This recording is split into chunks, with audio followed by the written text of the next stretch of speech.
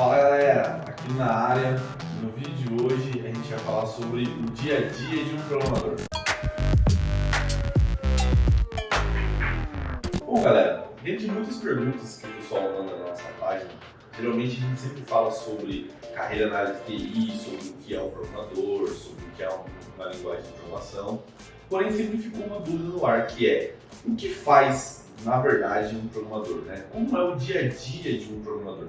Então, nesse vídeo hoje a gente vai explicar um pouquinho, trazendo alguns recortes ali de programadores júnior, pleno e sênior e explicando um pouquinho sobre o que cada um deles faz. Bora lá? Bora! Então, para a gente poder entender, numa linha do tempo, como que funciona essa atividade dos programadores, vamos tentar pegar lá desde o comecinho, desde o estágio, tá? Só para ficar um pouco mais fácil. E, pessoal, é importante salientar uma coisa aqui. O que a gente vai mencionar aqui hoje é simplesmente um exemplo, tá? No final das contas, cada empresa tem a sua forma de entender a atividade de cada profissional. Então a gente vai tentar dar só um exemplo que fica na média ali, né? Que no geral as empresas fazem assim, mas pode acontecer de uma ou outra ter atuações diferentes. Beleza? Começando do estagiário, então, a empresa ela tem expectativas sobre o funcionário e o funcionário tem expectativas sobre a empresa. Perfeito? Então, para o cargo ali de estagiário, as expectativas que as empresas têm sobre eles é de que eles aprendam muito e até talvez aprenda mais do que renda, né? Porque eles estão no início de jornada, então a empresa espera que ele seja uma bucha ali que vai ficar sugando tudo ao redor, que vai aprender o máximo possível, de ficar olhando os outros programadores, de ficar entendendo ali como as coisas funcionam. Mas as expectativas que a empresa também tem sobre o estagiário é que, dado um conjunto de tarefas já pré-definidas, que foram construídas ali por pessoas mais sêniores, o estagiário consiga atuar. Então, um exemplo bem prático, se a gente fosse pensar na construção de um site, por exemplo, uma tarefa que um estagiário poderia pegar é coisa do tipo, muda a cor desse botão aqui, coloca a funcionalidade de adicionar algum item numa grid, troca essa imagem, troca aquela imagem, tarefas mais pontuais, né? Por conta de a pessoa está aprendendo, está pegando aí um jeito, então a empresa não vai se sentir confortável de dar tarefas muito complexas para essa pessoa. Lembrando, isso é na média, tá? Podem ter exceções. Então, o dia a dia de um estagiário, muitas vezes, é participar de algumas reuniões, caso aquela empresa rode algum tipo de framework ágil, pegar essas tarefas mais simples, né, para ele poder ir aprendendo, pegando o costume ali com o projeto, e também ficar fazendo reuniões com os pares ali, os programadores mais experientes, para ir aprendendo como que a empresa gosta de fazer a metodologia dela. Bom, já agora quando a pessoa é uma programadora júnior, ela geralmente também ainda está numa rotina de aprendizado, porém já espera-se que ela tenha alguma autonomia, né? Então ela deveria conseguir desenrolar algumas coisas um pouco mais rápido do que um estagiário. Mas o dia a dia de um programador júnior, pessoal, também é muito pautado em algumas reuniões aí diárias para dar status do que ele está fazendo e ir num board, por exemplo, e pegar as tarefas que possivelmente já estão previamente quebradinhas e detalhadas para ele poder atuar. Então, no caso de um programador júnior, um exemplo também nessa ideia do site seria ele implementar atividades como cadastro do usuário, criar uma tela assim, meio básica sozinho, né? Fazer tarefas também do tipo mudar a cor disso, mudar a cor daquilo, mudar uma imagem, e sempre com a supervisão de alguém um pouco mais sênior. Mas, de forma muito simplista, tarefas de estagiários e programadores júniores consistem muito em produção de código e aprendizado, tá? E, mais uma vez, lembrando, isso é só um exemplo nosso, senão podem ter empresas que lidam com isso de forma diferente. Mas, a priori, os programadores júniores e estagiários, eles ficam muito focados em produção de código e sob a supervisão ali de alguém um pouco mais sênior. Beleza? Beleza, campeão! Bom, pessoal, agora para o pleno, a conversa fica um pouco diferente. Por quê? Geralmente, programadores pleno, eles têm a responsabilidade dessa supervisão dos júniores e estagiários. Então, ao contrário do júnior estagiário, que a atuação dele 100% focada em aprender e ficar resolvendo tarefas, o programador pleno ele já começa a ter alguma responsabilidade de uma liderança ou pelo menos de um acompanhamento ali das pessoas mais novas. Ele já precisa servir de suporte para a pessoa que às vezes não tem muito conhecimento, e ele já começa também a ser envolvido em algumas decisões às vezes do projeto, né? Então quando a gente tem aquelas reuniões que a gente vai pensar sobre o que vem na próxima sprint, o que entra, o que não entra, os programadores plenos, o júnior, apesar de estar nessas reuniões, né, o pleno ele já começa a ter algum poder de decisão, algum poder de debate, coisas do tipo, nesse tipo de tomada de decisão. Por quê? Porque entende-se que ele já é um profissional mais experiente, às vezes ele já tem um pouquinho mais de tempo de casa, então essas duas coisas somadas acabam dando a ele um pouco mais de voz nessas tomadas de decisão em torno do seu produto, do seu projeto e coisas do tipo. Tá legal? Então o pleno ele também é alguém que produz código, porém ele já começa a produzir tarefas um pouco mais complexas.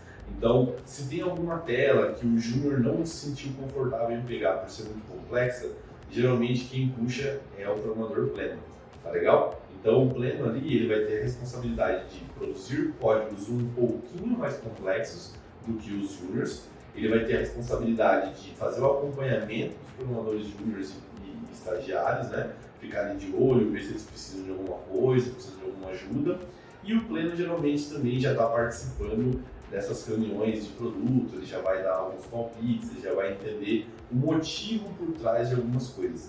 Então, num exemplo muito simplista, o programador júnior, ele é requisitado que se troque a cor de um botão, mas nem sempre a empresa fala para ele o porquê. Nem sempre ele entende o porquê que o botão não pode mais ser roxo, ele tem que ser vermelho.